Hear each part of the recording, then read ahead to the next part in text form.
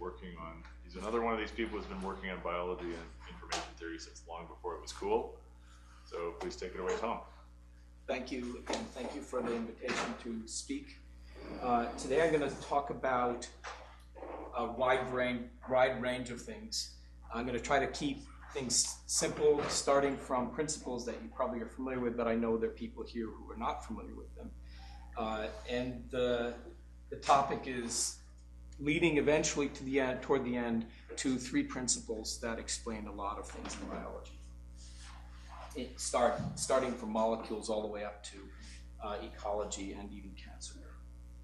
So the starting point for information theory, as many of you of course know, is if you have a coin and you set it down on a table, then you can store one bit of information. That's a simple way to think about it. And you can think of that as having two states and a knife slice that distinguishes between those two, right? So if you then have, in DNA, you have 4 possible symbols, and 2 slices will distinguish those. So let's go back. So is it on the left and is it on top? So for 4 things, it takes 2. And if you go for 8 things, like in a cube, then 3 slices, front, back, left, right, top, bottom, will determine one of the corners. So in general, 2 to the third would be 8. So the number of symbols or the number of messages is equal to 2 to the number of bits. And of course, we want the inverse of that because we want to know how many bits there are in given a number of messages. So we take the log and we end up with that formula. And Shannon, of course, understood that from previous people's work in the 1920s. So in general, it's you're picking one thing out of many, and this gumball picture will come back to haunt us through the whole lecture. So I'm going to look at DNA binding protein. This is called EcoR1. It's used by E. coli to protect itself against viral infections. And it will bind to DNA and cut at this pattern GAA-TTC, and that chews up viruses that are coming in. It's also the beginning. It was used to start genetic engineering, so the whole field began with this molecule and others like it. So this is, of course, this is the DNA and the structure of the molecule bound to it. So when it binds, at each position here, it's picking one of these 4 possibilities. It's picking G out of all 4 possibilities, right? So that's 2 bits, and this whole graphic is a sequence logo. I'm not gonna show you more complicated ones. This is a very simple one, but I've done a lot of work on that. You can read on my website about that if you like. But in this case, it's very simple. It's the molecule is picking G out of all 4 possibilities, and so we can say it's making a 2-bit decision, and there are 6 positions, so it's making a total of 12 bits of choice. Okay. Now, on the other hand, you can go and in molecular biology, you can measure what the binding energy is, or it's known as the binding constant, and you use these gels to do that. We can talk about that later if you're not familiar with that technology. It's pretty widely used.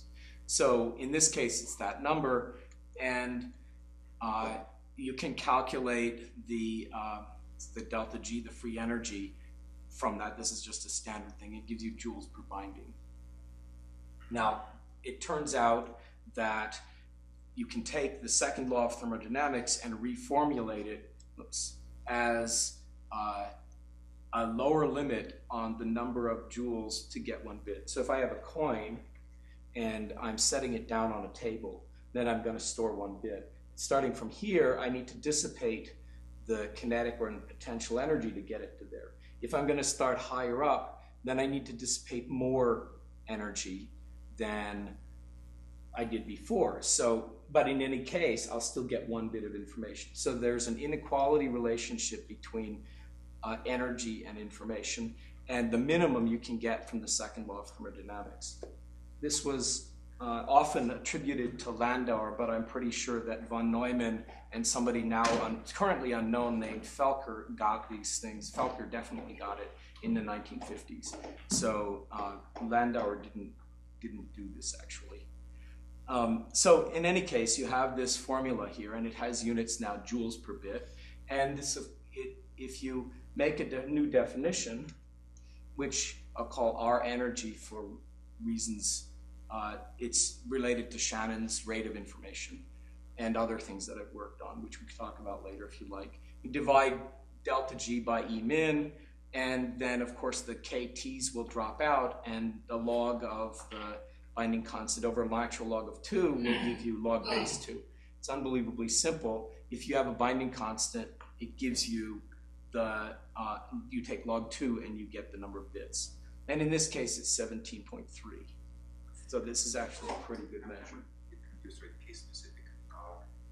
So that's the binding constant between being anywhere on the DNA and being bound at the site. And you get it actually from being off the DNA to being anywhere on the DNA, and then dividing by the going from off the DNA to the binding sites. We can talk about that later. Just think of this as the binding energy.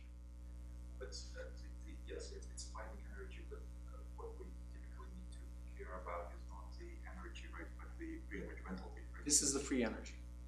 Right. So All right, let's talk about enthalpy later. Enthalpy is actually a lie. They're lying to you. Enthalpy is not a thing of the system. Enthalpy is the increase of the surroundings entropy, but let's talk about that later. Yeah. I don't split that way. That's not a good way to split, because those combined, free energy is the thing that's driving the system.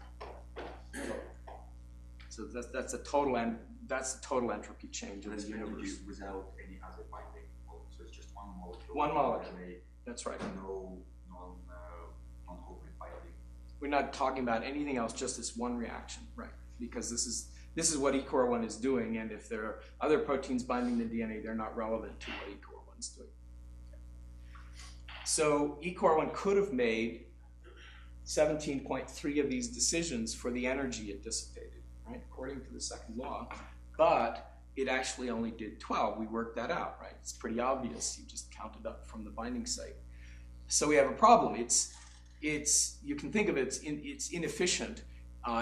Its work done divided by the total energy dissipated is not, it's not perfect, right? And so what's its efficiency? Well, it does 12 bits of selection, but it could have done 17, so that's 0.7. Efficiency is therefore 70%. So it turns out I actually discovered that in many other systems, and then I found ECOR1's case later. So there are lots of other genetic control systems that give you this number. Some of them are quite accurate. So it's sure the case that the actual probabilities of G's and A's and T's are not 50-50, right? Or whatever. That's correct. So in that case, it's actually probably making less than 12 bits of choice, right? That's a philosophical thing we can also discuss. When it's not bound to the DNA, it actually doesn't. It can pick up. It's not seeing anything. In that case, I usually use 2, but one could use the genome frequencies. And exactly which is appropriate is not entirely clear to me. That getting a good enough system to measure it and distinguish between those two might be hard. But I just use 2, and I think it works pretty well. All right. So another case is rhodopsin, where in the dark state, it's a molecule and it has retinal in the middle of it. And when you give it light, it will switch to a different state. The structure of the protein is changed. And people know exactly how that change occurred, the orange versus the green shift in the structure of the helices. So it's interesting because it absorbs a single photon, as we heard yesterday, and will do this switch from one photon. However, it can fail, and it turns out that it will switch forward about 70% of the time. The number is actually more like 0.66, and it will fail about 30% of the time, right? So the question is this the same 70% as the 70% that I just said about for genetic control systems?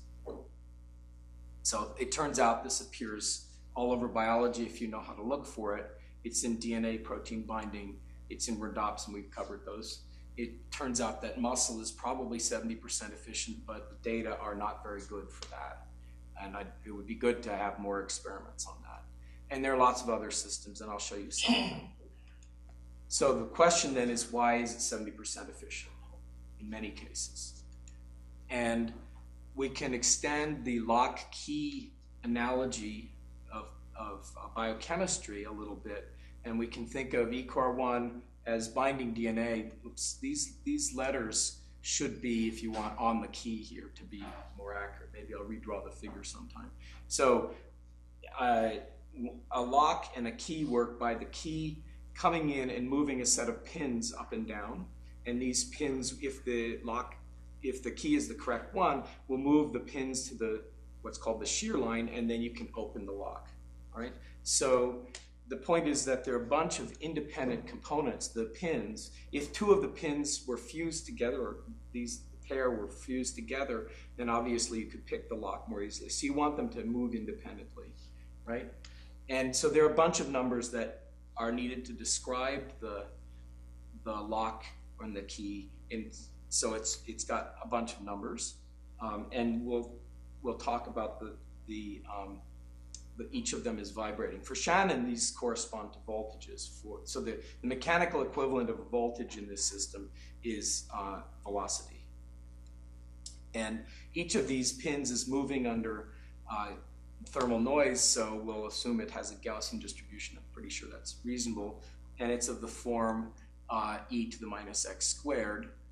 And that's the sum, of course, of many small impacts. So there's this beautiful little device called Galton's Kinkunks, which is a board that has a bunch of nails on it and a little funnel at the top, and you can pour balls into this, and it will very quickly form a nice little binomial which looks like a Gaussian, it approaches a Gaussian. And you can go to this video if you like and see it running, but let's proceed. So if we have two Gaussians, as if there were two parts of a molecule, or in Shannon's equivalent in Shannon would be two voltage pulses, then can people see this second one here? Barely. It's the same equation as this, except it's for P of y is blah, blah, blah, e to the y, right? So if this is the Gaussian for one pulse, and this is for the other, or two pins of the molecule, then you can write those equations. But you can approximate them, or you just drop the constants and say they're related to e to the minus x squared or e to the minus y squared. So if they're independent, then we can graph them on an xy plane and consider a point here, and we want to know what are all the places that this point would go if it was a constant. And so P of xy, if these are independent, we can multiply P of x times P of y, and then plug in these, so we have e to the minus x squared times e to the minus y squared, and of course now you can add the exponents. This is trivial for most of you, I'm sure, but it ends to a surprising result, which is that if you realize that this x squared plus y squared gives you Pythagoras, and therefore the distance here, r, is coming from x squared, y squared. Now, if you set this to a constant, then all of these are constants. E is a constant, minus 1 is a constant, 2 is a constant, so r is a constant. Therefore, this traces a circle. And Shannon recognized that, and his 1949 paper is based on this. It's a beautiful result. Most people don't know, or maybe many people don't know, that two Gaussians will give you a circular distribution. Now, in a molecule, of course, you have more than two. Tom, I'm sorry. Yeah. Now, two independent variables. Yeah. So PDF two dimensions is a function which has circular symmetry. Yeah. Saying something different. No, that's more formal terminology. Yeah. Okay. So it's a circular distribution, the PDF, if you want. Yeah. So in one dimension, we can think of these as Gaussians, and people make this diagram very frequently where you might have one state and you flip to another state. And in some sense, this is wrong. Many systems it's actually wrong, but it's definitely too, and the reason is because it's definitely too simple. So what we need to do is add another dimension, and so it would be like you have two bowls, and you'd be sitting in one bowl and you could switch over to the other, like rhodopsin sitting in the dark and then switching over to being in the light. But of course, there are more than two, so if you go to 3 dimensions, you get spheres. And if you go into higher dimensions, you still get spheres. Right? The math works up the same way. So in general, we're going to think about a molecule as having a bunch of components, and these are all independent and Gaussian, and so the velocities are changing over time. So you end up tracing a Brownian motion over the surface of a high-dimensional sphere. Now, it turns out that as you go to higher dimensions, if you get you ask what is the dimension, what is the density as you go to higher, you start from the center of a sphere and you sweep outwards and integrate and ask what's the density, and then normalize them all so that they go through this single point here. And as dimension 1, of course, is Gaussian, 2 is Rayleigh, 3 not shown here is a Maxwell distribution, and it turns out that the integral of all of these is chi-square, and people who know statistics say, oh yes, that's obvious, it's the sum of squared Gaussian variables. So in any case, the point is that as you go to high dimensions, it becomes very sharp, like a shell. So it's like a ping pong ball. Shannon called it a billiard ball, but it's hollow actually. The probability of getting to the center is very small. So Shannon used that to think about communication systems. If I I take a message and I represent it, a bunch of pulses, and they're independent, so that's a point in a high dimensional space. And then I send that to you, and you receive a point on the surface of a sphere. So that's from one message, and I send you a second message, then these two spheres, if they intersect, you couldn't figure out which one I'd sent you. But if they don't intersect, then to some degree, then given a point on the surface of one sphere, I can figure out the center. That's called decoding, and remove the noise. And that's what all our cell phones are doing. And so all our communication systems are actually based on these concepts. Probably many of you know that from your backgrounds, but it's not widely known. It's certainly not widely known in biology at this point. In any case, then the problem is, how do you pack spheres together in a high-dimensional space? And that's what the gumball machine represents. So now we have rhodopsin sitting in the dark, and it's going to absorb a photon, and it needs to switch to another state, right? So it actually will go into a larger sphere, which is like the surface of the gumball machine, and then collapse to either the original state or the next state. And to move, I'm going to give you a simple way. There are a little bit more complicated, more rigorous proofs, but this is a simple proof. To get over to the other one, first, the radius of one of these turns out to be proportional to the square root of the noise power. And if you need to get to the next sphere, of course, you need to go a distance further. Square root of noise is a velocity, and for Shannon, it would be a voltage. So it's a voltage space, or for molecules, it's a velocity space. So to get to the second sphere, you need to dissipate at least enough power to get past this guy and into that guy. And what that means is that the energy dissipated has to exceed the noise. And so, sorry, I just jumped ahead. The square root of power has to be bigger than the square root of noise. Now I'm going to dump some equations on you. I'm sorry about that. This would take an extra half hour. Of course, you may be familiar, or probably are familiar with Shannon's channel capacity. You can take that and you can build an equivalent capacity for molecules. And it looks very similar to Shannon's, except that instead of the bandwidth, you have d space, and it turns out that's the number of little fingers binding to the molecule. And P is actually the delta G, and the noise is the thermal energy flowing through the molecule during the process of binding. And you can take this, and in 1959, Cutler and Pierce developed an equation starting from this, and they were looking at satellite communications, and they wanted to get the efficiency of that process. And I won't show you the derivation, but it turns out it's this beautiful little equation. It's the natural log of the p to n plus 1 over p to n. And so you can derive this to here. And if you plot that curve, then you get this nice sloping curve. And you can't go above that. That's a second law of thermodynamics. The channel capacity theorem says that you cannot go above this rate of bits per second. There's an equivalent statement for molecules. And if you're less than or equal to that, then you may have as few as errors as desired. In biology, the equivalent is you may have as few errors as necessary for survival. Okay? So you can't get into this region up here. And so if p to n is 1, then the efficiency is 0.69. You just plug in 1 here, that drops out. It's the natural log of 2, right? So that's a quick run through why these are 70% efficient. Basically, what's happening is the p to n has to be bigger than 1, which means, and you can't get in here, and therefore you're blocked. You can't go above you can't go below this line, and therefore you can't get above there because you can't get into this region.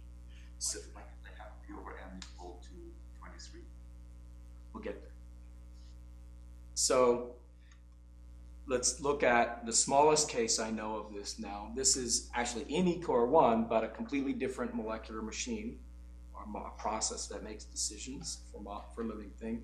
And it's ECOR1 holds on to magnesium ions and then uses them, actually positions of water, which is here, to attack the DNA for cutting the DNA.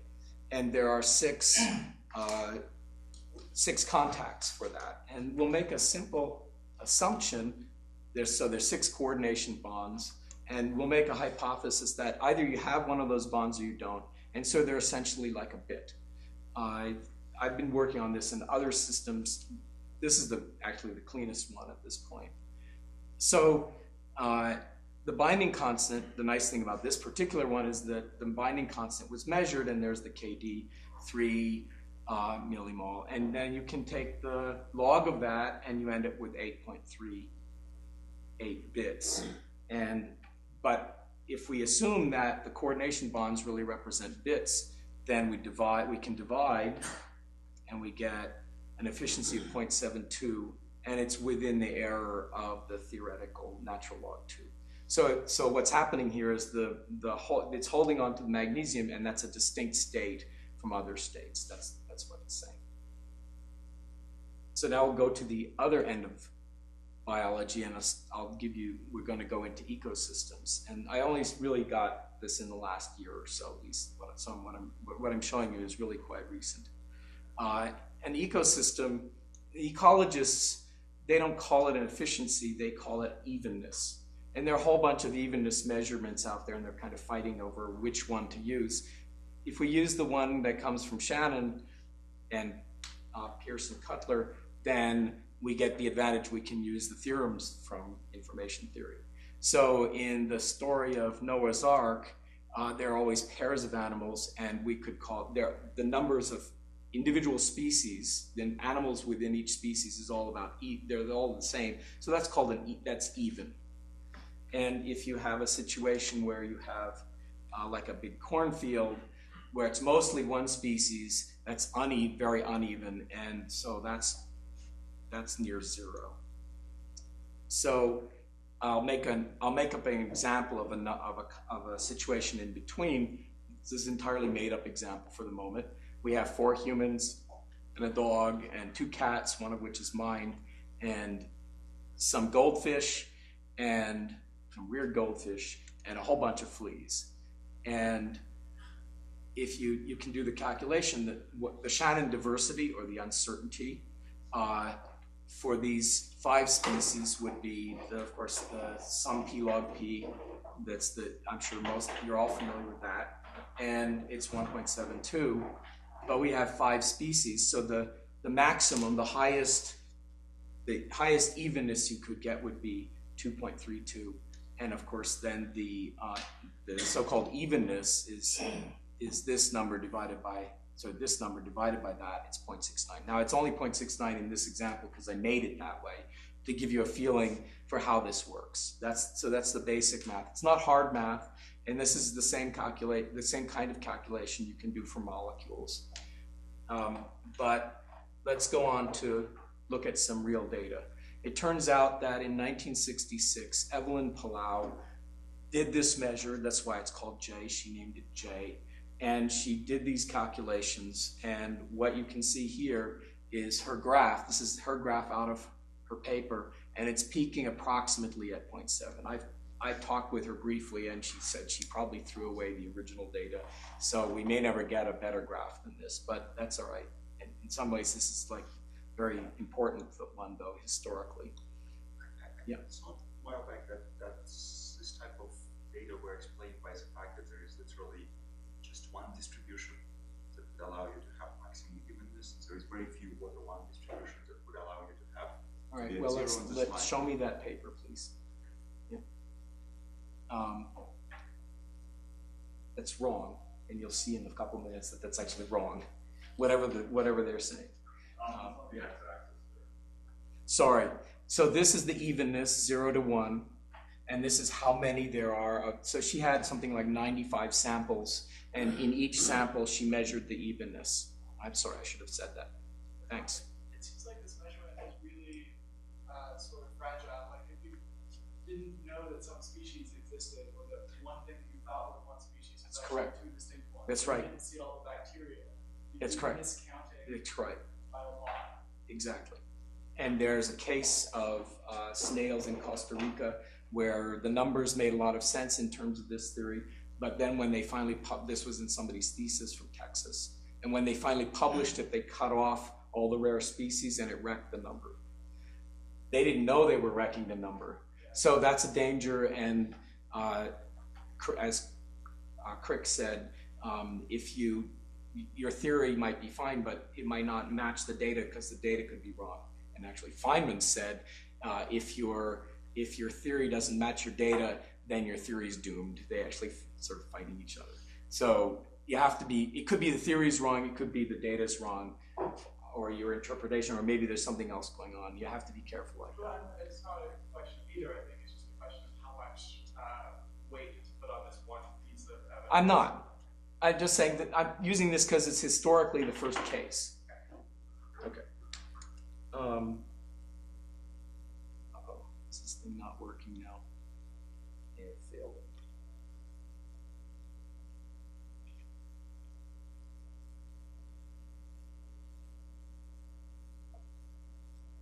All right, so I'll go do this. So this is another case. This is fish species in a estuary in Georgia, and the line here is, I may have run out of battery on this thing.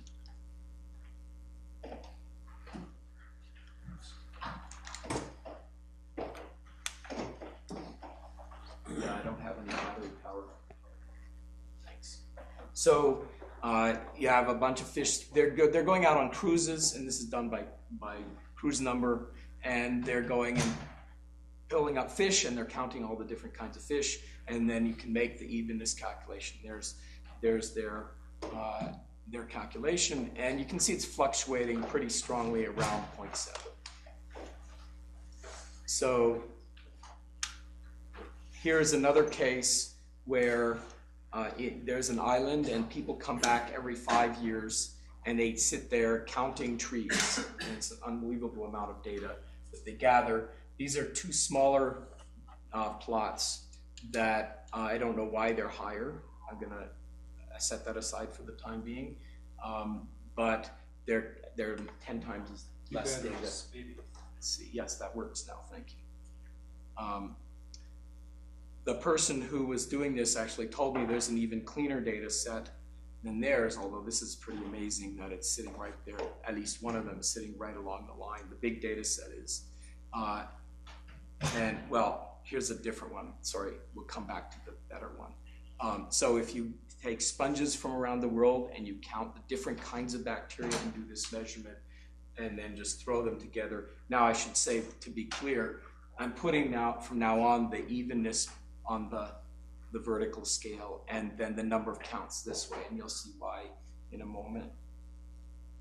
So this is the better data set that the people who worked on the forest told me about. It's in California, and I was able with the Google Earth to actually fly in and see. This is all probably the spot where they cut. Well, they sat there, this woman, Jessica Green, split up a plot into 16 by 16. So she had 256 little places, and in each of those she counted all the different kinds of grass species there, right?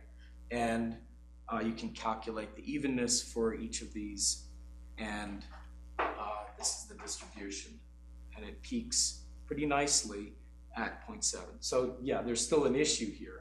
Are you missing individual species? Would that throw this off?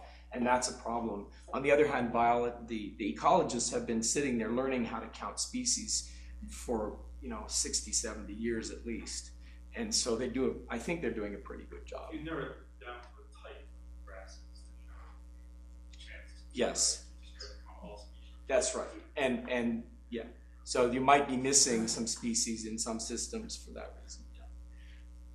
So we can take this data, and the average of it is 0.697, which is, well, plus or minus 13. So it's not that there's quite variation, but the average is quite close to the theoretical 0.69.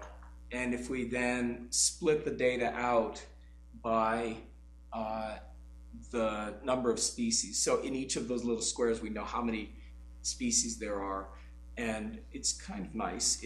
As you have more species, this tends to be converging toward 0.7 in this case. Now, why would this happen in ecology?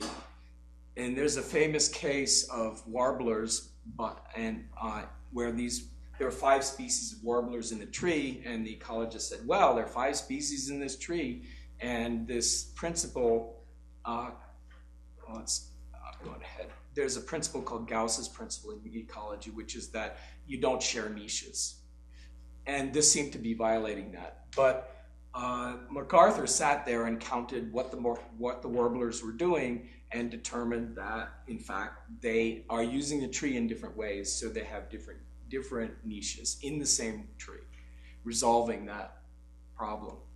And one of the data that he collected was where they were doing their nesting heights. And I just showed this one because it's kind of nice. You can see little Gaussian-like distribution. So the bird's optimal height is a certain height, but maybe there's no branch there, or the wind blows them to here and they decide to go somewhere else. So there's noise in the system. It's not exactly thermal noise, but it's noise. And in this case, it looks approximately Gaussian.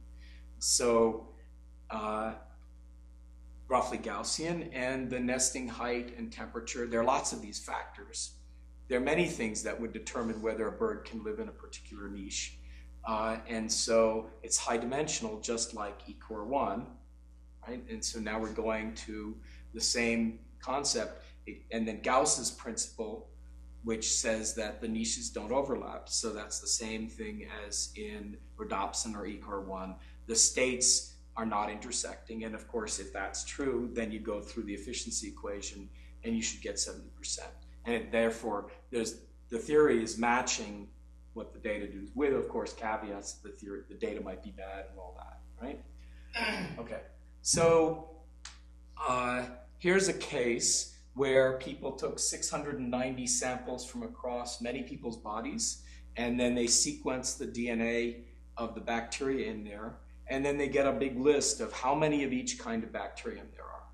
And this kind of data tends to be pretty good because you're sequencing, and if you sequence enough, you're probably going to cover everything. You might not have some rare guys, but hopefully they do a good job, and you get it. And so you get a distribution, and it's peaking around 0.7, but it's a little weird because it's got stuff kind of going below, and I didn't understand what that was at first. Actually, I got this before the Jessica Green data, and so I thought it might just be an artifact of the kind of, do this particular measure and it would tend to have a tail. That was a possibility. When you see the Jessica Green data, though, it was symmetrical around 0.7, and so that's not a likely explanation. if you spread it out by species, this is very weird comma shape. And okay, there's a blob here, but what the heck is this? And I got that about 1.5 years ago, and I was, okay, well, I don't understand this. Let's go off and do some other things. So what I ended up looking at about 1 year ago now is a data set of 1,844 sites where they go out to marine reefs and they very carefully count all the fish species. And of course, they might be missing some fish species. That's an issue. And it's spread all across the world. And they, so you can do the calculation for each of these places, and this is the result. And what you see is sort of a double peak maybe here. There's something going on at 0.7, but maybe there's something going on over here. And this is actually an older data set that gives you the same result. So if you pull that into MATLAB and smooth it, it looks like there are two peaks. One is around 0.7 and one's around 0.55 roughly. And you can look at it in 3D and you can see there seem to be two peaks there. They're obviously very close together though.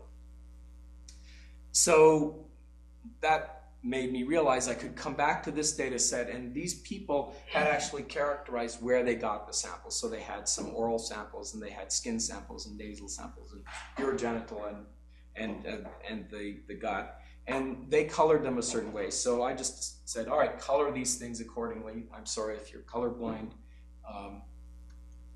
Here's the result. It turns out that they fall into clusters.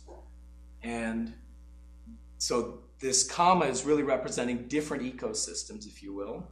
And I had piled them all together initially. So this is the same graph as before, and here are the actual numbers. So for the nasal, we get 0.73 plus or minus 0.09. Well, it's not very accurate, but the mean is 0.73, pretty close to 70%. Urogenital, 0.68. This one's 0.57. This is 0.60. We'll come back to those. Here's a 0.69, a 0.67, 0.74. Right, so you go down the line, and they're falling into either a class here or a class down here. All right. So that's curious. There are two cases that are kind of in the middle.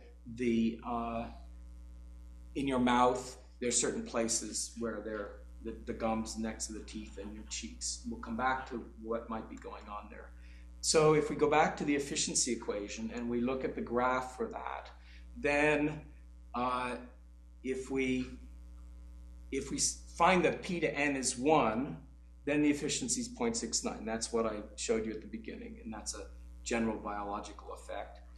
But if the P to N is 2, then you get 0.55, right? So we're in a position now to understand what's going on in those ecosystems. Those ecosystems would be what I would call class 2. So this is when it's a P to N of 1, I will call it a class 1, just to give it a name. And when it's 2, I'll call it class 2, and that would be class 3 and 4, and so forth, as you were kind of indicating. If they were lower, you might get. That's a good question. We'll get to that. You can explain any value between 0 and 1. Sorry? You can explain any value between 0 and 1 with this. You always say, okay, this is corresponds to. Yes, in some way, but the peaks were peaking at certain places, right?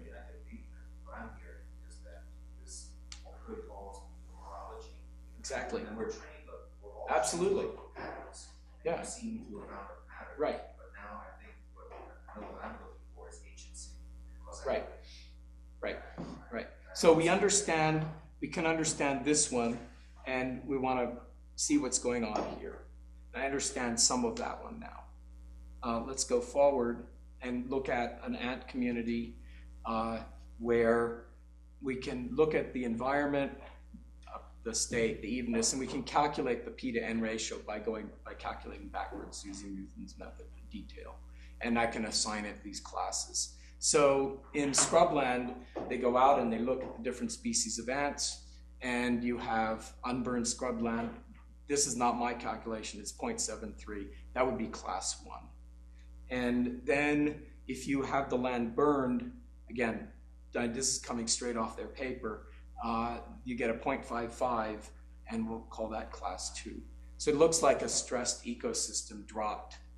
Right? The evenness dropped. It's okay, we lost some species. The thing that's surprising is this is dropping to a discrete number, apparently. If you go out on the steppes where it's dry, it's cold, it's pretty nasty out there, they're at 0.47, and if it's been burned, it's 0.45. And that turns out to correspond to class 3. Class 3 would be 0.46. So apparently this is fitting the theory pretty nicely, but we can look at them and say, well, these lower ones are stressed ecosystems, right? Begin to emerge. And now we can go back to the human microbiota and look at these exceptional cases and say, well, what's happening here is when you brush your teeth, you're stressing the ecosystem, possibly, right? And the same thing with your cheeks, they're being rubbed all the time, you're losing bacteria, and maybe they're under stress. So it might be a way of looking at stress. In the skin, you're washing, and it's a flowing system. So again, possibly under stress. In the gut, it's flowing continuously, and the bacteria have to keep up with that. Now there are two possibilities. One is it's a flow thing, or it might be that these are people with a Western diet and it's a bad diet. And we'd like to look at hunter-gatherers, and unfortunately the people who, they promised me the data, but I haven't gotten it, so I don't know the answer there. And it may fall to one or the other. It might be some number in between. I don't know. Here's another case. The Audubon bird counts in Christmas. It's peaking pretty nicely at 0.7 with a hint of a tail here, possibly. That's not absolutely clear. Here's another case where if you go out and you count hawks in different places around the US, you get a pretty clear, distinct peak at 0.55. So, Chris, the thing that's nice about getting distributions is here's the data and we have to deal with it. And I can't go and pick out certain parts of the data. So that I'm continuously aware of the possibility I'm being biased. But if I have a distribution and it's doing something like that, it can't be my bias. It might be my choosing that distribution. I'm gonna suspend disbelief. That's fine. Just assuming you did it all right. I guess this system wants to know what is the agency, Right. what is the cause. Yeah. Okay. Is there a plausible reason why it's unusual? That's the Right. Right. So I will give you some of the answer today. I think maybe most of it. Let's go forward to, okay, so the hawks look like a stress system for some reason. I'm going to go through a bunch of other examples. If you put mice that have no bacteria in them, and then you feed them different types of diets and you force feed them a set of 10 bacteria, and it's what they did in this experiment.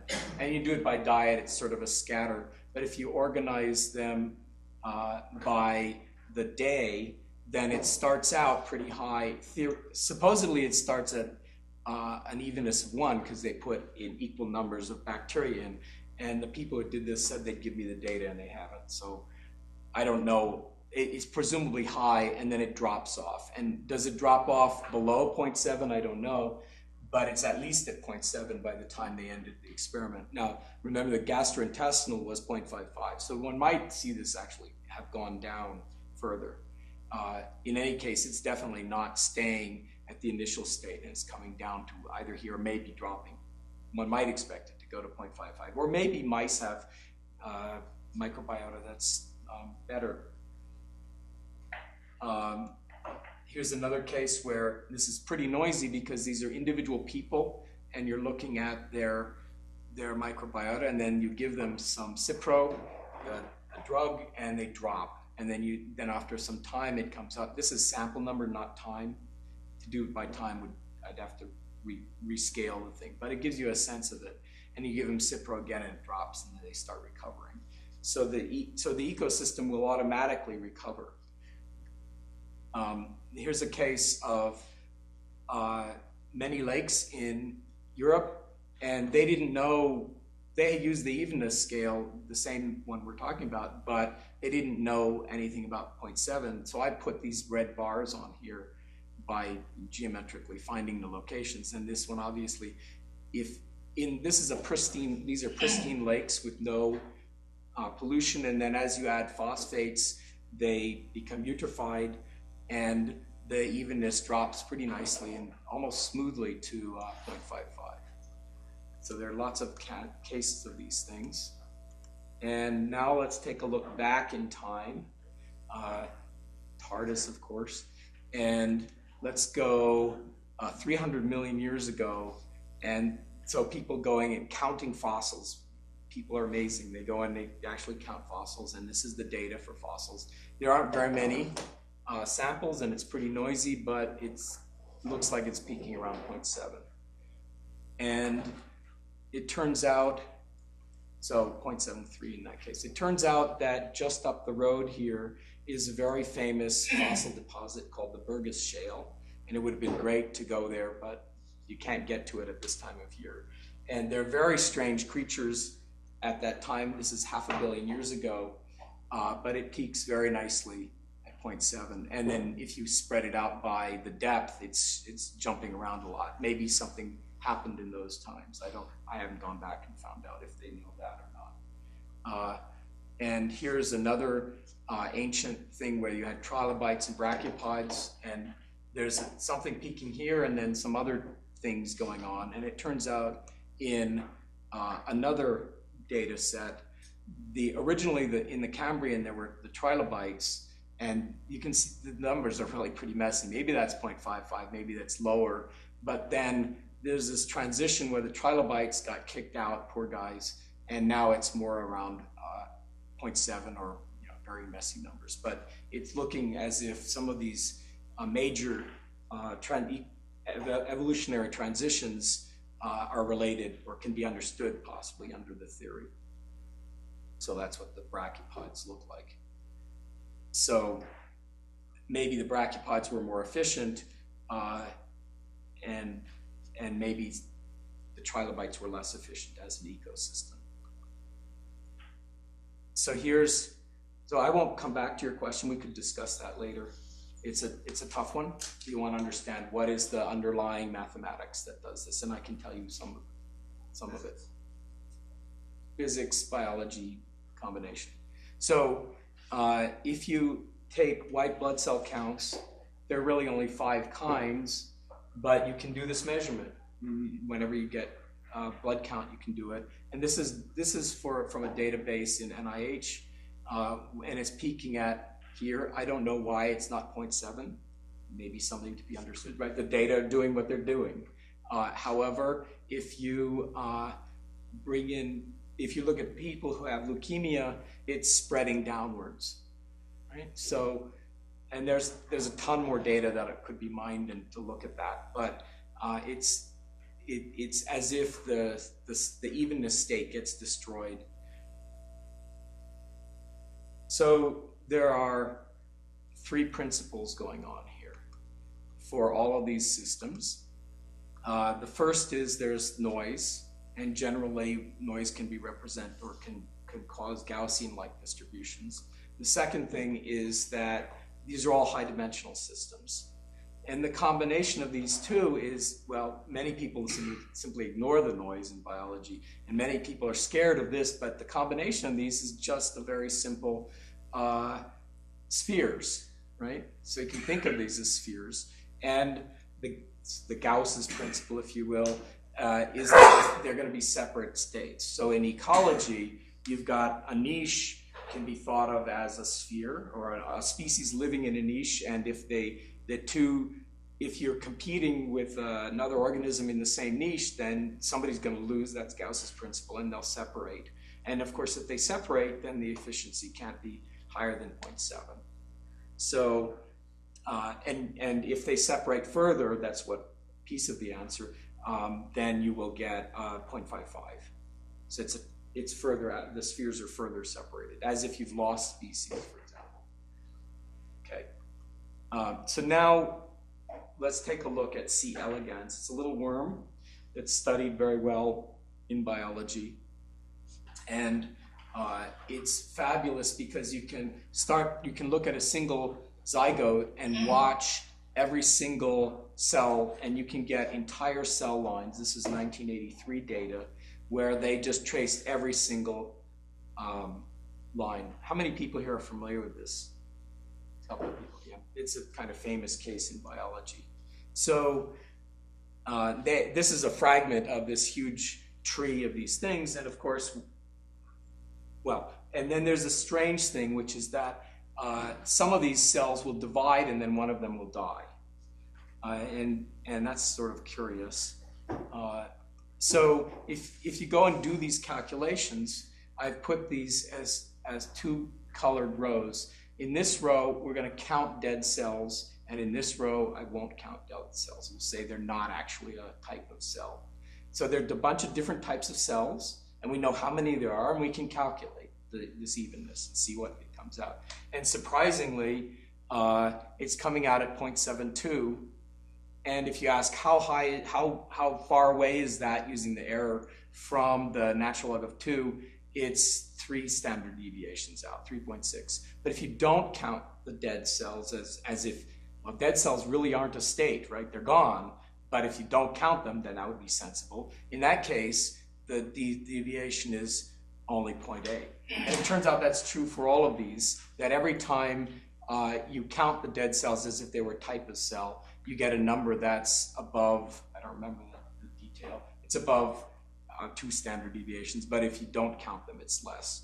And so what's happening here, you have cell types and you need to be a muscle or a neuron, and you don't want neurons to be moving. That's not appropriate usually. They're going to specialize, and it's high dimensional, and there's noise, of course, in the developmental process. And so those things should lead to 0.7, and here's a 0.7. Now there are pieces missing, right? There's at least we've sort of captured it, but there's a lot more to be understood about how does that actually work in the living organisms. So I'll just skip through that. So the dead cells would have violated the theory, but so we say the dead cells are not a cell type, and then it fits the theory nicely, and it's intuitively sensible. All right, so I gave a talk about this about half a year ago, and one of the people, Thomas Zhang, said, you know, there's this data on cancer where people collect, they get different kinds of cancers from around the world in different registries, and they record the different kinds of cancers. And so here you have all kinds of different cancers, and there's different locations, and in the tongue and the salivary gland and so forth. And they know how many of each kind there are. And so it's like the cancers are different species, if you will, and we know the numbers of the species, so we can go and calculate. And of course, there it is. It's a stunning, sharp peak at 0.7. I didn't expect that, but there it is. And it turns out that the data are available in categories 0 to 4, I think, and then 5 to 9 and so forth, split out by age. And you say, well, I don't see much of a tail down below there, but let's calculate that anyway. And so we'll split them out. And so what I'm going to show you here is different age groups. I'm going to scroll it so you can see, we can scroll down. I'm sorry, I should go back. So this is one data set from 1992, and I think it's probably an independent data set with more data from 2007. And I believe there's a new data set, which I haven't got my hands on yet. So what's going on here, you've got cell types, or maybe tissues, or maybe molecular pathways, and these things need to be distinct. But there are multiple things, they're high dimensional, there are multiple things to describe them, and of course there's noise. So again, one would expect a 0.7 kind of effect coming out of it for the states. So what's cancer? Cancer is where one cell of a certain type goes wild and starts replicating, and you end up with a blob which you can detect. So you can do the counting, and what you're counting, if there are more cells of a certain kind, then you would get more cancers of that kind. So cancer ends up looking in this view as a proxy for the kinds of cells or maybe pathways or tissues in this. They're counting tissues, so maybe it's tissue types, right? So it's standing on top of the results from C. elegans that it looks like a developmental process. And then it would, of course, explain why there are different kinds of cancers and how many there are. There are all these different ways that the cells can be developing. All right, so now let's, so the interesting thing is that you can say that human development is a class 1 biological system, all right?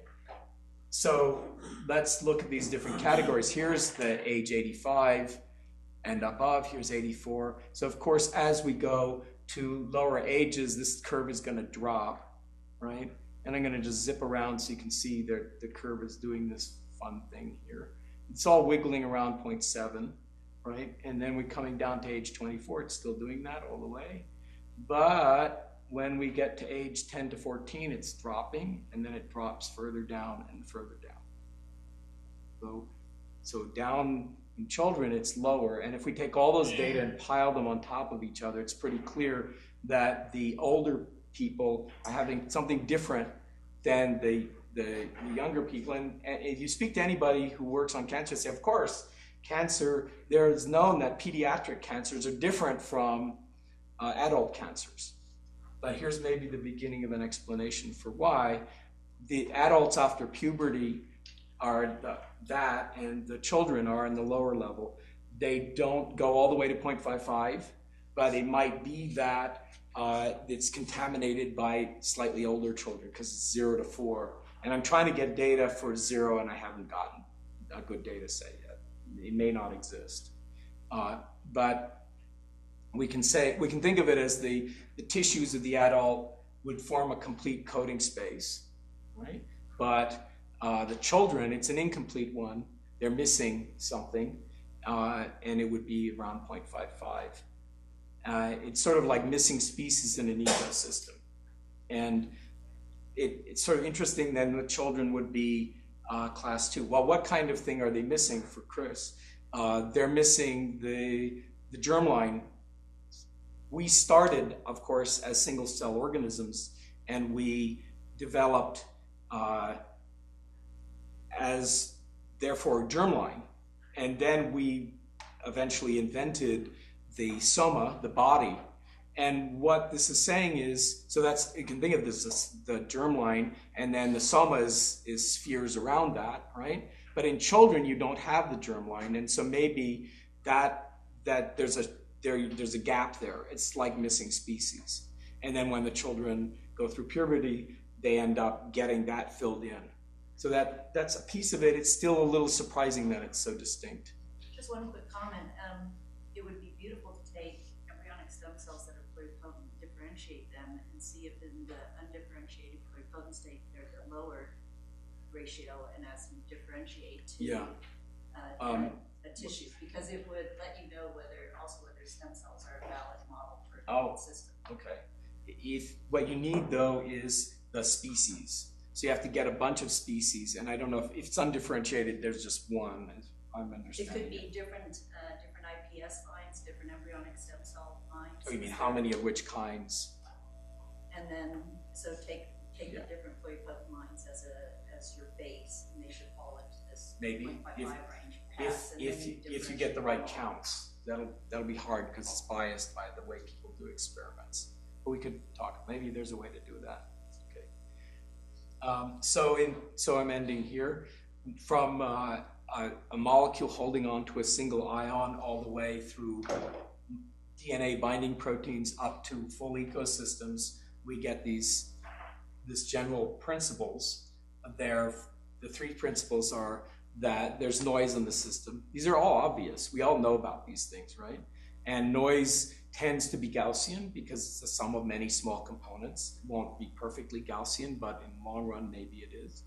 There are many of these factors that are involved in biological systems. It's actually to the advantage of a biological system to have many dimensions because you get the sphere states become distinct. And of course, those two combined mean that the states of biological systems can be thought of as sharply defined spheres of some high dimension. And then Gauss's principle that the spheres have distinct separate states for different reasons. ECOR1 should bind a certain place on DNA, and if it binds the wrong place, it'll cut the DNA and chew up the genome of the bacterium. So those coding states are somewhat different than rhodopsin states, but if you think of them in the coding space, it's all about spheres packing and they can't intersect. And when you have that set up, then it right away follows that the efficiency will be 0.69 if they're just two. If they're the so-called stressed or other states, you can have these other distinct states. So biology apparently has a quantum-like effect underneath. Many people helped in many conversations, and I won't go through the list, and we're at the end. Thank you.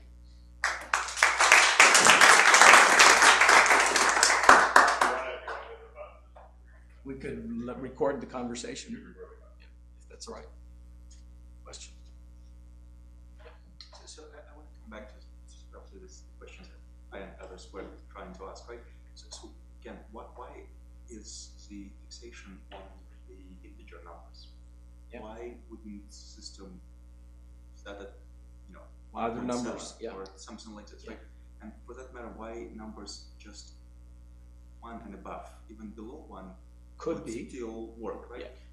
So and then it becomes unclear to me, if one can make any reasonable predictions with this theory beyond sort of a posteriori saying that we are somewhere on this line, Yeah. and this is Right. which is sort of a posteriori statement, not predicted, right? And then the numbers that you are showing us, they're not, of course, there's experimental errors. They're not exactly 0.7. They're 0.7 plus minus something, 0.55 plus minus something. Well, that's always true. It's always true, right? Yeah. And so I want to get back to sort of the thing that I tried to ask before. That if I were trying to assemble a random distribution of species in some ecological niche, right? In order to get evenness of 0, they have to be just one species dominating.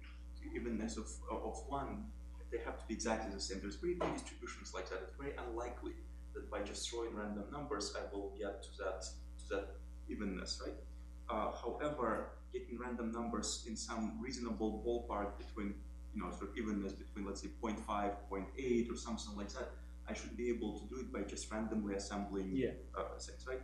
And given that you would sort of expect numbers not near the 0, not near 1, but sort of somewhere in that range, can we actually, and given that the theory maybe doesn't have the, again, predictive sort of ability, especially away from integers, right? So can we actually say that this is actually what's going on, rather than different systems choose different accuracies, and there is no magic 0.7. There is just some number between on the upper side of 1.5 or something like that. So I lost track of where I did this simulation, but I did a simulation something like what you're saying. You take a bunch of numbers and you dump them in and you calculate, and it was not peaking at 0.7.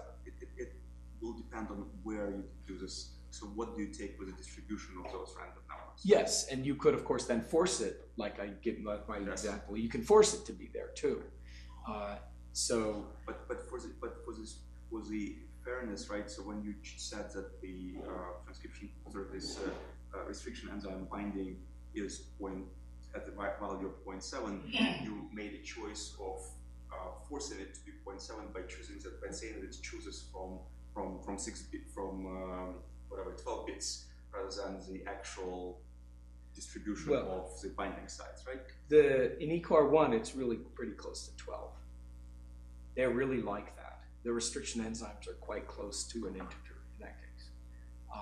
There are other proteins. I didn't show you the data for one of the nicest ones. We worked with a protein called FIS, and it's we characterized it. You have a nice sequence logo, and you can use the information theory to predict binding sites. So we have it well characterized, and that guy is on 0.69 plus or minus a couple %. So it's pretty close. That's one of the best ones. there are others. So yeah, they're falling into this particular class. I think that the 0.7 is pretty clear why it's happening. It's happening because it's advantageous for a biological system to have distinct states. That's the third principle, right? It's advantageous for a binding protein on DNA to bind specifically to that and not to other places. And you can evolve that. That's a possible thing to evolve. And Shannon then says that that you can do this with as error as low as necessary for survival in this case, right? So I think the 0.7 is pretty clear in terms of geometry. 0.55 I'm still working on. We could discuss some of that. But in either case, it still looks like it has to do with the way the spheres are packing in a high-dimensional space. And I think the explanations will come from that. Chris? Yeah. So say you made a change to an ecosystem. Yeah. How would you expect would the P over N change or would the efficiency go down? Like, why are you assuming that it has to operate on a line and not below it? In any system, you can't be above the line. That represents breaking the channel capacity. And a system that all the systems will tend to go as high as they can along the curve. Right, and it evolves. as they evolve. Or in the case of bacteria, when you mess up, you put Cipro into somebody, you've messed up their ecosystem, the bacteria are now misbalanced, and then apparently they're coming back, right? So it can be an evolutionary thing, or if there are enough species around, it could rebalance itself. So if you go into an ecosystem and you wipe out the wolves, right, which is something that happened in Yellowstone, although I don't have data, unfortunately, for the counts of the animals, it changes the whole structure of the ecosystem. And when you reintroduce wolves, the whole ecosystem was altered. And it would be nice to know what were the numbers in those conditions, and I don't know that people actually recorded enough to get those. So they have all the numbers. Well, I don't know about all of them. Yeah. It's hard to see small animals there. Yeah, and maybe mice are important in this, and if you don't count them. Most don't tend to know about small animals either. Yeah. So you could go in and you could have a disaster of some kind, like with the ants and the fire, and then I'm surprised that it seems to just jump to this new state. It's as if they're distinct states of the ecosystem. And the other big fire in Yellowstone 30 years ago. Yeah. But again, I don't know of any data. So, but the other possibility is that the conditions change slowly, and then the ecosystem might stay at 0.7, or in the case of the trilobites' demise, whatever happened there, the new brachiopod method of doing things was better, and so they ended up taking over, or something else happened. It's not entirely clear, but you could, in evolutionary time, jump to a different level, possibly. So a lot of an experiment that you did. Yeah. All right, thank you.